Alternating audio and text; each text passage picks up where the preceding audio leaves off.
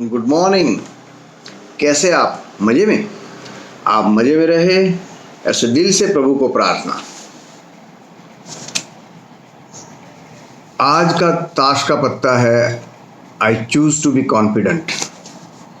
ये बहुत ही मज़े की बात है, मुझे जानने को मिली कि ज़िंदगी में मैं खुद कॉन्फिडेंट नहीं हूँ तो मुझे मदद कौन करेगा।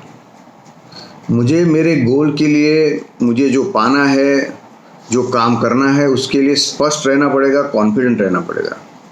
मैं ज़रा भी ढीला पड़ा तो मुझे गिराने वाले बहुत हाजिर है। तो कॉन्फिडेंस होगा तो हम लोग दुनिया में कोई भी मुश्किल परिस्थिति को आसानी से पार कर पाएंगे। आज के दौर में, कोरोना के दौर में, हमें सेकंड इनिंग खेलना है और वो भी हमें कॉन्फिडेंट के साथ। ढीले पड़े तो साइकोलॉजिकली गए, फिजिकली गए या जिंदगी से गए।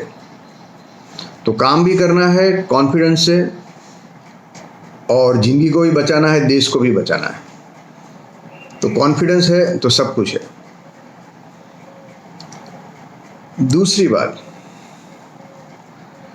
भागवत जी में श्री कमलेभ्यो नमः,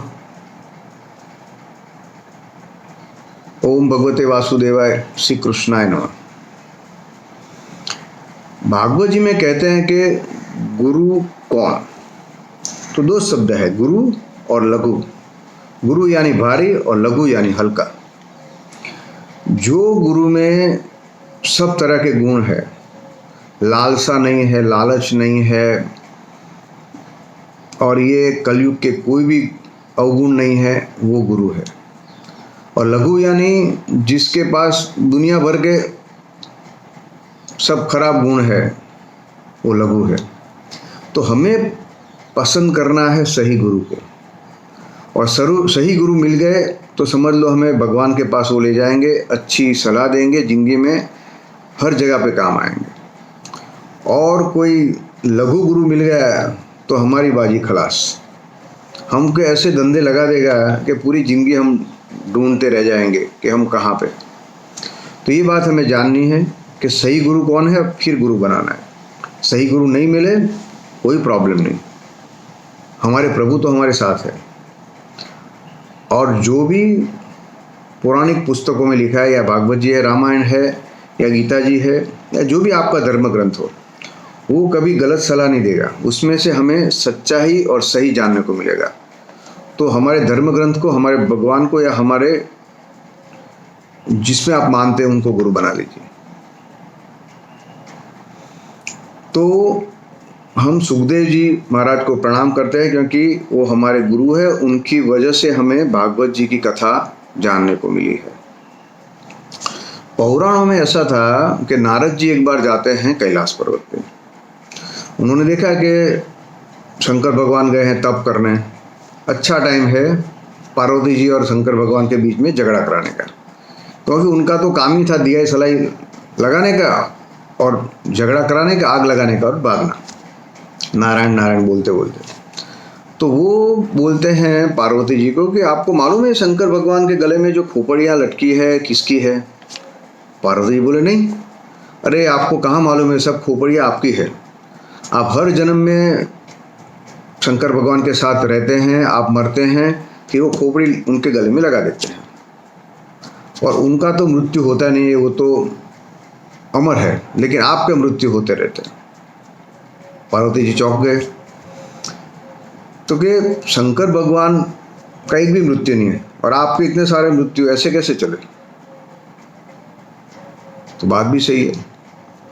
शंकर भगवान के पास एक अमर कथा है और उनकी वजह से वो हमेशा जी जाते हैं और आप मर जाते हैं। और वो अमर कथा उन्होंने आपको बताई नहीं है, इसीलिए आपकी मृत्यु होती है। तो भोलानाथ भोलानाथ नहीं है, कपटी नाथ है। नारद जी को तो मजा आ गया। तो पार्वती जी भी हैरान कि ये कैसा है, ऐसे कैसे हो सकता है? आज शंकर भगवान को आने दो, आज भोलानाथ आते मैं उनसे झगड़ा करूँगी। फिर वो बोलते अरे बैठिए नारद जी, आप कहाँ जा रहे हैं? कि नहीं बस मैं जा रहा हूँ, दूसरे काम है। नारायण नारायण करके, जय श्री कृष्ण करके वो तो वहाँ से चल पड़े, क्योंकि उनका काम तो हो गया।